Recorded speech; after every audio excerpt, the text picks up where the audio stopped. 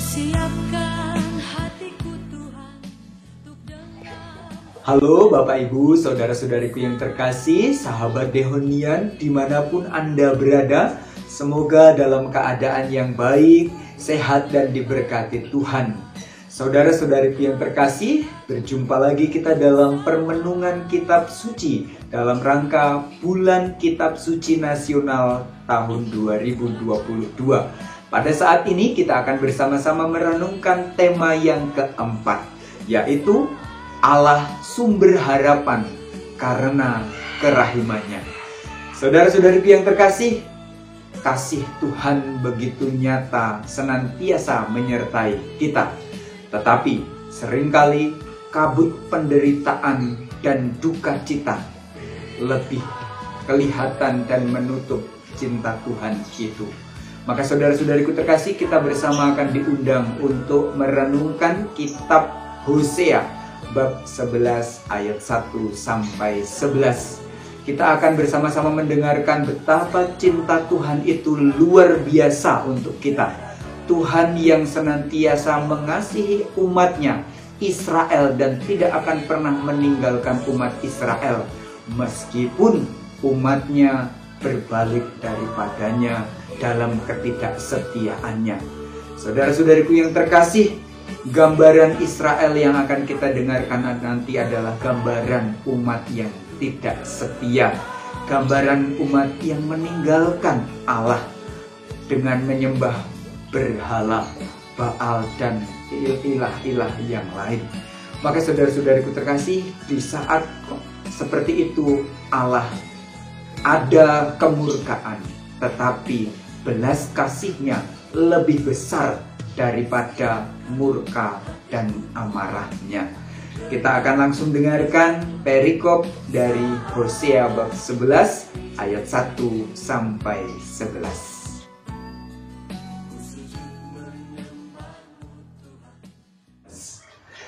Kasih Tuhan mengalahkan kedegilan orang Israel. Ketika Israel masih muda, kukasihi dia, dan dari Mesir kupanggil anakku itu.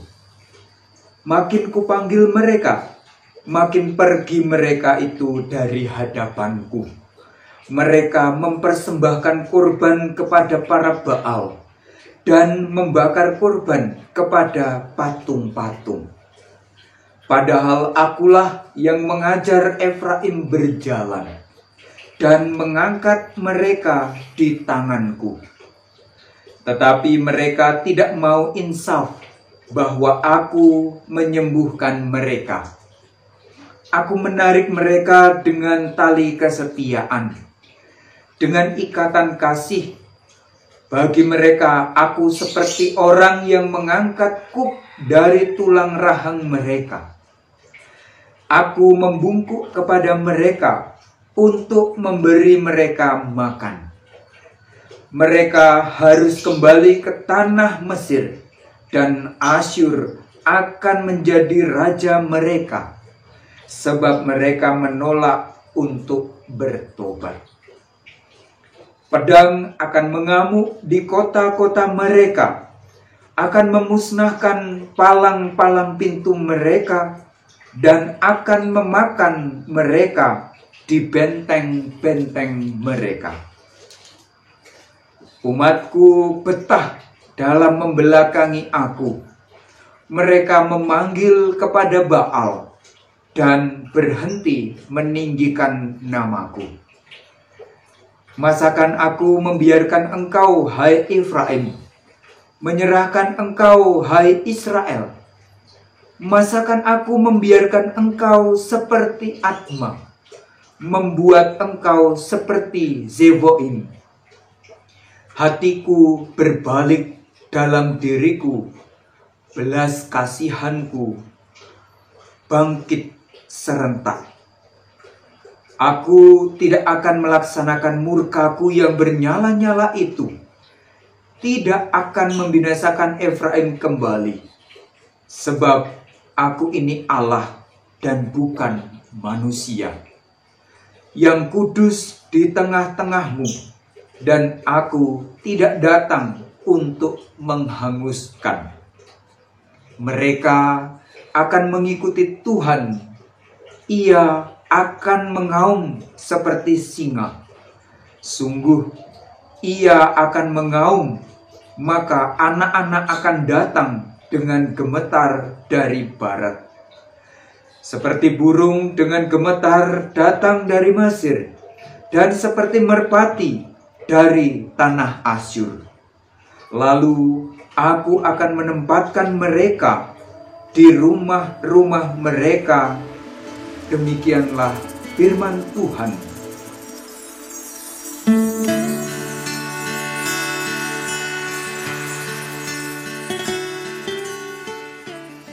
Hatiku berbalik dalam diriku, belas kasihanku bangkit serentak.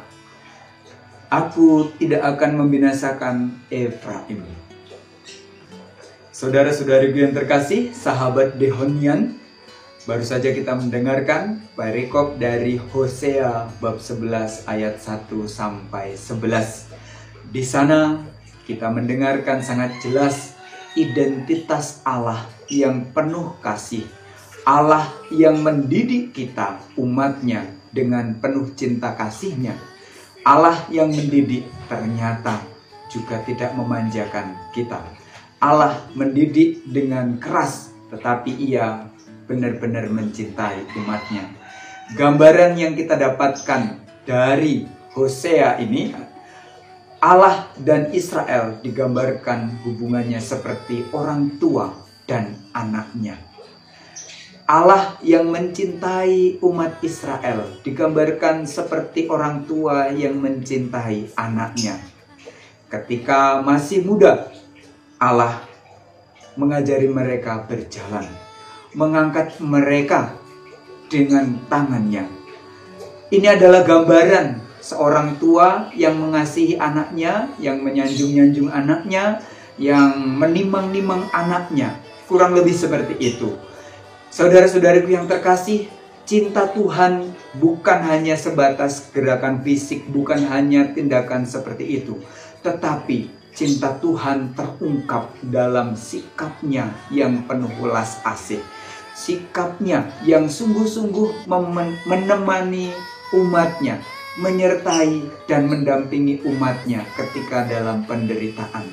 Tetapi cinta kasih Tuhan yang begitu luar biasa ternyata tidak mendapatkan balasan yang setimpal dari Israel. Mungkin juga kalau ibaratnya orang tua dan anak-anak, orang tua sudah mengasihi luar biasa anak-anaknya. Tetapi apa yang terjadi? Kadang-kadang anak-anak ingin berjalan dalam pendiriannya masing-masing, mungkin dengan kenakalan-kenakalan mereka. Seperti itulah Israel terhadap Allah. Israel malah meninggalkan Allah dengan menyembah berhala, menyembah ilah-ilah lain, menyembah berhala yaitu Baal. Saudara-saudariku terkasih, hati siapa yang tidak akan terluka ketika dihianati? Demikian juga gambaran hati Allah yang terluka, gambaran Allah yang murka juga terungkap dalam kitab yang baru saja kita dengarkan. Murka Allah terlihat di sana. Umat Israel dikatakan di sana akan menimpa penderitaan. Mereka akan mengalami penindasan lagi, diserahkan ke tanah Mesir dan negeri Asyur. Ini adalah gambaran penderitaan yang akan terjadi bagi umat Israel yang tidak mau bertobat. Saudara-saudariku yang terkasih, hati orang tua manakah yang tega melihat anaknya menderita? Senakal-nakalnya anak, dia tetaplah anak bagi orang tua. Dan orang tua pasti akan menunjukkan belas kasihnya. Kalaupun ada orang tua yang keras kepada anaknya, itu pun pasti dalam kerangka cinta dan kasih sayangnya. Demikian pula hati Allah. Allah mengatakan dirinya, menyatakan dirinya sebagai Allah yang baik. God is good. Allah menunjukkan kebaikan dan kemurahan hatinya, kerahimannya sungguh luar biasa, mengatasi rasa murka dan amarahnya. Di sana dikatakan dengan sangat jelas dalam kitab suci tadi, masakan aku membiarkan engkau, hai Efraim, menyerahkan engkau, hai Israel. Masakan aku membiarkan engkau seperti Adma, membuat engkau seperti Zeboim. Hatiku berbalik dalam diriku, belas kasihanku bangkit serentak. Aku tidak akan melaksanakan murkaku yang bernyala-nyala itu, tidak akan membinasakan Efraim kembali. Sebab aku ini Allah dan bukan manusia. Saudara-saudariku yang terkasih, ketika kita merenungkan lebih dalam sabda Tuhan yang baru saja kita dengarkan, kita hendaknya bangga. Lebih dari itu, kita hendaknya bersyukur karena kita memiliki Allah yang begitu baik. Allah yang ternyata cinta kasihnya lebih besar daripada amarahnya. Allah menunjukkan belas kasihnya dengan nyata, dengan ikatan kesetiaan dan tali kasih sayang. Ia menarik kembali anak-anaknya, umat Israel yang telah berbelok, yang telah berbalik daripadanya untuk kembali lagi menjadi umatnya. Allah digambarkan sangat optimis. Hosea menggambarkan Allah seperti singa yang mengaum, dan kemudian umat Israel, anak-anaknya akan mengetahui bahwa Allah adalah Allah yang maha kuasa. Singa yang mengaum adalah gambaran kemahakuasaan Allah, kedahsyatan yang dimiliki oleh Allah. Ia menunjukkan kemahakuasaannya kepada anak-anaknya, kepada umatnya, dan pada akhirnya anak-anak atau umatnya akan disadarkan bahwa Allah adalah maha kuasa. Lebih dari itu, Allah adalah maha setia. Maka saudara-saudariku yang terkasih, perikop yang kita dengarkan dari Hosea ini minimal ada 3 hal yang perlu kita sadari sebagai umat beriman. Yang pertama, kita diundang untuk menyadari betapa besar cinta Tuhan kepada umatnya. God is good.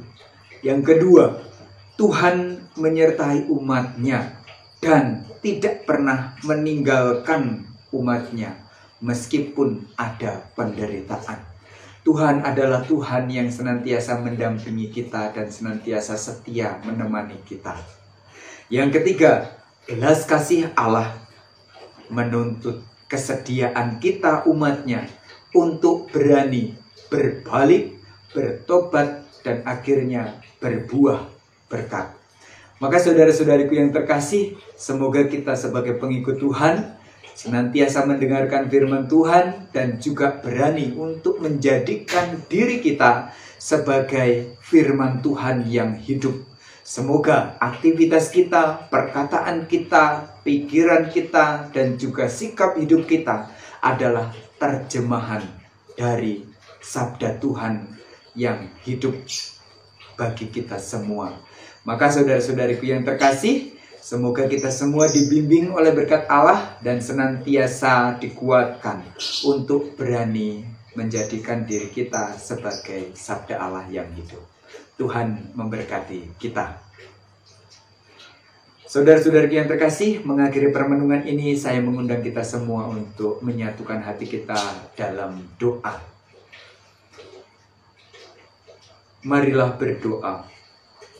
Allah Bapa yang Maha Kasih dan Setia, kami bersyukur atas kasih setiamu yang Engkau nyatakan kepada kami, yang telah Engkau singkapkan untuk kami ketahui bahwa Engkau adalah Allah yang benar-benar mencintai kami, bahwa cinta kasih-Mu lebih besar daripada rasa amarah dan murka-Mu. Kami bersyukur Engkau adalah Allah yang senantiasa memperhatikan umat-Mu daripada memperhatikan kesalahan dan kelemahan kami. Maka Tuhan, bantulah kami untuk menjadi umat-Mu yang setia pula kepada Engkau dengan mengamalkan apa yang telah Engkau ajarkan kepada kami. Ajarilah kami untuk berani setia kepada Engkau. Ajarilah kami untuk berani menjadi saksi-saksi-Mu di tengah dunia. Tuhan, kami percayakan seluruh perjalanan hidup kami selanjutnya ke dalam pangkuan tangan-Mu.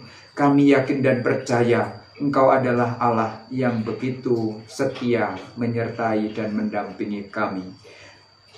Semua ini kami aturkan kepadamu dengan perantaraan Kristus Tuhan kami. Amin. Tuhan beserta kita sekarang dan selama-lamanya. Saudara-saudariku yang terkasih, semoga kita semua, niat-niat baik kita senantiasa dibimbing dan diberkati oleh Allah yang Maha Kuasa, dalam nama Bapa dan Putra dan Roh Kudus. Amin. Saudara-saudariku yang terkasih, terima kasih atas kebersamaan kita dalam pertemuan BKSN kali ini. Semoga kita senantiasa diingatkan bahwa Allah adalah sumber harapan kita karena kerahiman-Nya. Dan tentunya semoga kita selalu ingat bahwa Tuhan itu baik. God is good. Mari kita memperjuangkan kebaikan dalam hidup kita selanjutnya. Vivat Cor Jesu, Percor Marie.